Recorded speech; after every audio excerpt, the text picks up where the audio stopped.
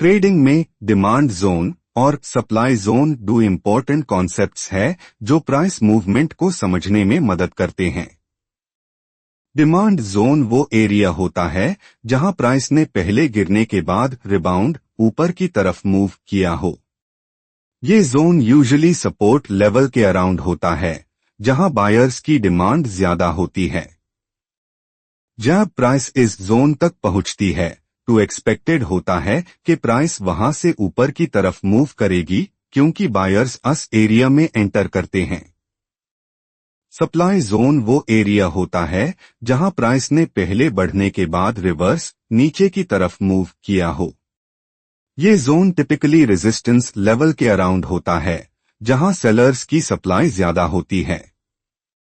जब प्राइस इस जोन तक पहुंचती है तो एक्सपेक्टेड होता है कि प्राइस नीचे की तरफ मूव करेगी क्योंकि सेलर्स इस एरिया में एंटर करते हैं। डिमांड जोन सपोर्ट जोन जहां बायर्स प्राइस को ऊपर की तरफ पुश करते हैं। सप्लाई जोन रेजिस्टेंस जोन जहां सेलर्स प्राइस को नीचे की तरफ पुश करते हैं। ये जोन्स मार्केट के ट्रेंड रिवर्सल को प्रिडिक्ट करने में मदद करते हैं और ट्रेडर्स को एंट्री एग्जिट पॉइंट्स आइडेंटिफाई करने में हेल्प करते हैं। तो सिंपल डिमांड सप्लाई की मेथोडोलॉजी जो बेस्ड है वो बहुत सिंपल चीज़ों पे बेस्ड है। इसको एक बेसिक बच्चे के मैथ से समझने की कोशिश करते हैं। देखिए 100 क्वांटिटी है, राइट, उसी 100 क्वांटिटी के 100 सप्लायर भी हैं, ठीक है। तो प्राइस में 0 चेंज आएगा क्योंकि 100 क्वांटिटी को 100 सप्लायर मिल चुके हैं। Right. जिसको 100 खरीदने थे उसको 100 मिल गए, 100 ने बेच दिए, बात खत्म हो गई, प्राइस में कोई चेंज नहीं आया। एंगल को ट्विस्ट कीजिए, 120 क्वांटिटी है और यहाँ पर 100 ही सप्लायर है, तो यहाँ पे प्राइस जो है वो बढ़ना शुरू हो जाएगा। वेरी सिंपल फैक्ट यहाँ पर है कि 120 थे तो डिमांड ज़्यादा थी, सप्लाई कम था, प्राइस बढ़ गई। Fair enough. उल्टा केस हो जाता है सप्लाई के केस में। यहाँ पर आप कर दीजिए 100 क्वांटिटी और यहाँ पर आप कर दीजिए 120, मतलब 100 क्वांटिटी की डिमांड है, 120 क्वांटिटी की यहाँ पर क्या है, सप्लाई है, प्राइस नीचे जाएगा। बेचने वाले ज़्यादा हैं, खरीदने वाले कम हैं, demand is going down. Now what I am talking about here is कि देखिए यहाँ पर हुआ क्या है, जब भी डिमांड बढ़ती है तो डिमांड बढ़ने से प्राइस तो बढ़ता है, लेकिन एक चीज़ होती है जिसको हम कहते हैं पेंडिंग ऑर्डर्स। पेंडिंग ऑर्डर्स वो कॉन्सेप्ट है जो आपको ये बताता है कि अगर किसी लेवल से, फॉर एग्जांपल यहाँ पर चेक कीजिए, अगर इस लेवल से प्राइस ऊपर गई है तो उस ऑपरेटर की पूरी क्वांटिटी यहाँ पर एग्जीक्यूट नहीं हुई है, क्योंकि अगर जितने बायर्स थे उनको उतने सप्लायर मिल जाते तो प्राइस में तो चेंज ही नहीं आता ना। करेक्ट, प्राइस तो वहीं की वहीं रुक जाती। लेकिन प्राइस में चेंज आया है बट वो ऑर्डर्स पूरे एग्जीक्यूट नहीं हुए, तो बाकी के ऑर्डर्स का हुआ क्या?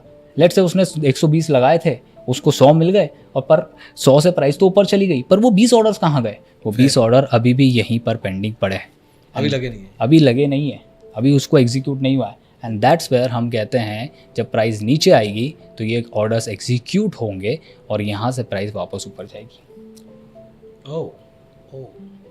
So that is where the catch starts. अब यहाँ पर जब मैं कहता था कि कंफर्मेशन की ज़रूरत नहीं है, तो वो इसीलिए नहीं है क्योंकि ये गेम पेंडिंग ऑर्डर्स का है। बट हमें कैसे पता कि वहाँ पर कितने पेंडिंग ऑर्डर्स हैं? हाँ, और क्या वो इतने वॉल्यूम में आएंगे कि इतना बड़ा मूव खींच पाए? उसके लिए काम करता है प्राइस का स्ट्रक्चर। अब मैं आपको इसी जोन को थोड़ा और एलैबोरेट करके बताता हूँ। देखिए ये मंथली का स्ट्रक्चर है, मैं इसको मार्क कर देता हूँ यहाँ पे, फॉर एग्जांपल यहाँ से मार्क करते हैं।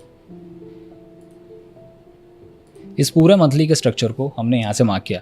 हमें पता करना है कि इस ऑर्डर में क्या उतनी स्ट्रेंथ भी है कि जब प्राइस नीचे आएगी ये उस प्राइस को होल्ड कर ले प्लस उसको ऊपर लेके आए। ठीक है, क्वांटिटी तो आप पता नहीं कर सकते, दैट्स इम्पॉसिबल, लेकिन स्टिल देयर आर मेथोडोलॉजीज जो आपको ये बता सकती है कि आप इस ऑर्डर ब्लॉक को या इस डिमांड सप्लाई, इस डिमांड जोन को देख कर ये बता पाओ कि प्राइस में उतना मोमेंटम है या नहीं है, क्या प्राइस ऊपर जा पाएगी या नहीं। अब ये कैसे जा पाएगी, इसको एक बेसिक एग्जाम्पल से समझिए।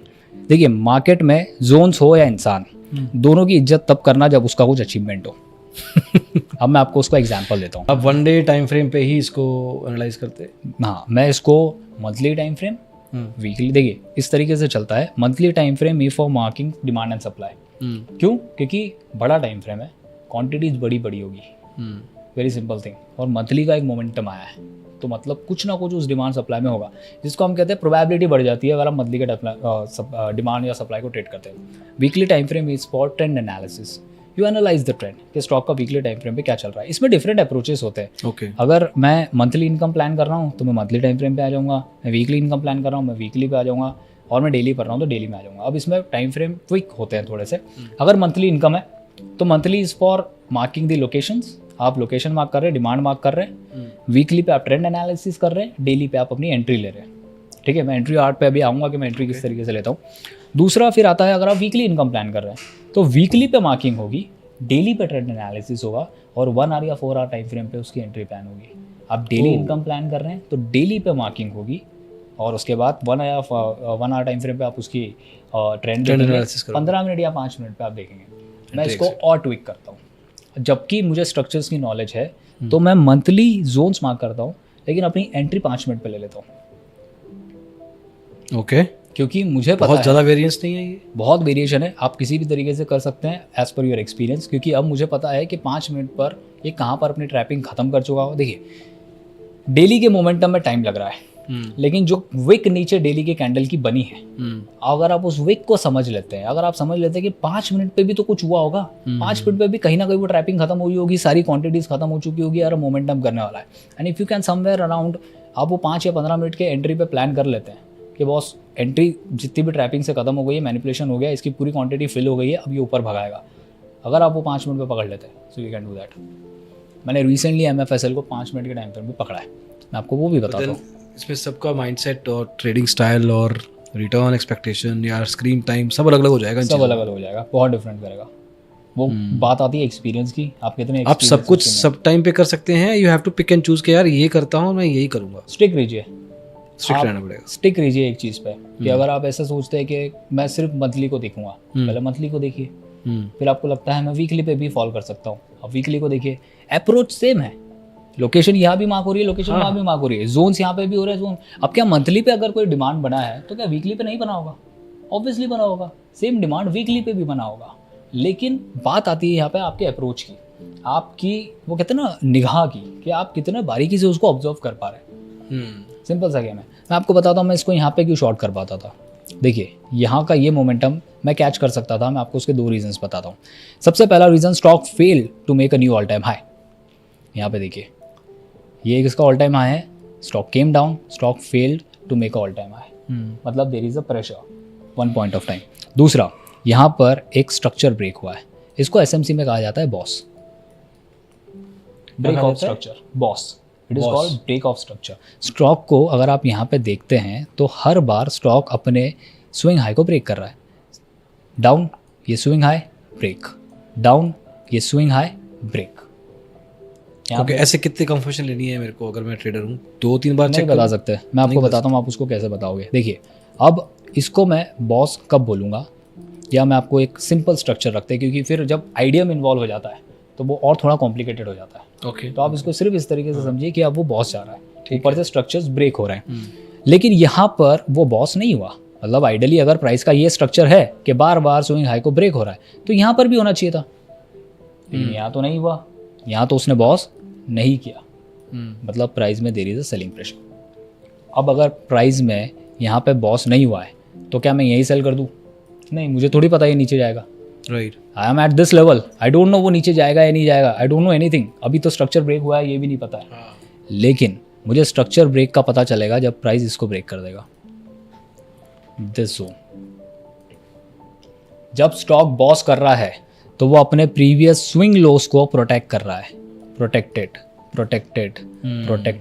But here it didn't protect. यहाँ पर उसने ब्रेक कर दिया है, and at this level I get to know कि ये स्टॉक का जो स्ट्रक्चर है वो चेंज हो चुका है फ्रॉम बुलिश टू बियरिश। तो what would be your entry point in such a case? This zone, this simple zone. But आप वेट करोगे ना ये पॉइंट बनने का? I need to wait. अब मैं इस स्टॉक को पूरा समझा, इसने अपने आप को प्रोटेक्ट नहीं किया, उसने सपोर्ट को प्रोटेक्ट नहीं किया। यहाँ पर जो बायर बैठा था वो बायर इस सेलर की वजह से निकल गया, and you can see the selling pressure. एक एनालिसिस होता है जिसमें आप सेलिंग प्रेशर देखते हो।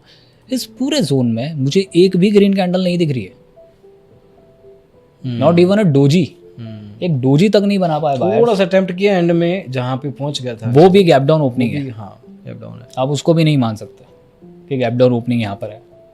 अच्छा चलो एंट्री कर लिया, ओके, अभी now just just let me explain few more things here. अच्छा। देखिए आप इस चार्ट को कुछ इस तरीके से देखिए, आप इसकी पूरी कहानी को समझिए। स्टॉक कहानी कहना क्या चाह रहा है? वो कहना चाह रहा है कि मैंने इसका ऑल टाइम हाई ब्रेक नहीं किया है, मेरा स्ट्रक्चर यहाँ पर चेंज हो चुका है, मुझे यहाँ पर एक डिमांड दिख रही है, मैंने उस डिमांड में स्टॉक को लाया हूँ, मैं उसकी पेंडिंग ऑर्डर्स को यहाँ पे उठा लिया है और मैं यहाँ पर वापस से इस जोन में आऊँगा। अब इस जोन का क्या अचीवमेंट है? इसने पूरा स्ट्रक्चर चेंज कर दिया है। हाँ, इससे कहानी बदल दी, ट्विस्ट आ गया स्टोरी में, ट्विस्ट आ गया स्टोरी में कि पूरी कहानी बदल चुकी है स्टॉक की यहाँ पे। अब इसका ये अचीवमेंट हुआ है तो मैं यहाँ पर अपनी एंट्री प्लान कर सकता हूँ।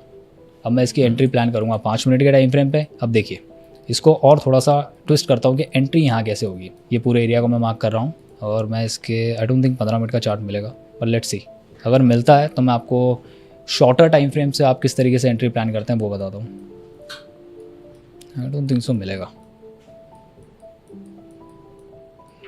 No we can get, okay let's stick to 1 hour, वहाँ शायद मिल जाए।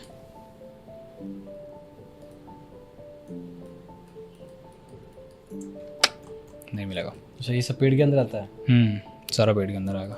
ट्रेड टाइगर पे नहीं आता है, वहाँ पे आप कहीं भी जा सकते हो।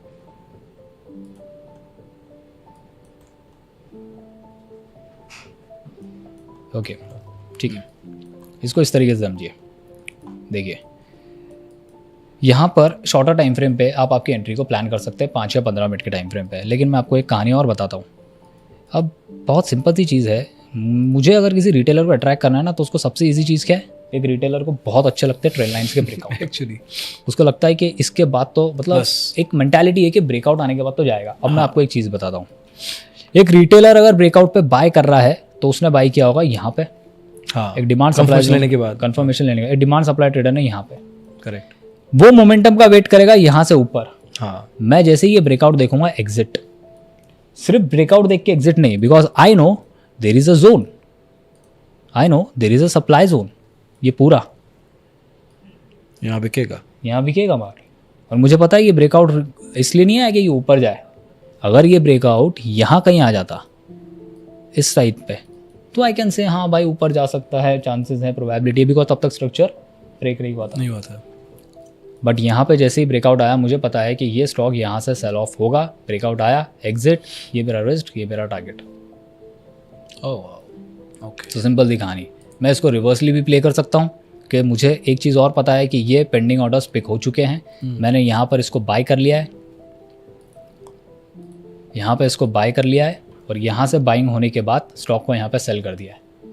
नाउ आई अगेन नो कि this is the order where I can sell it because I no it's achievement, it has a break of structure which को हम कहते हैं चॉक, CHOCH, मतलब चेंज ऑफ कैरेक्टर।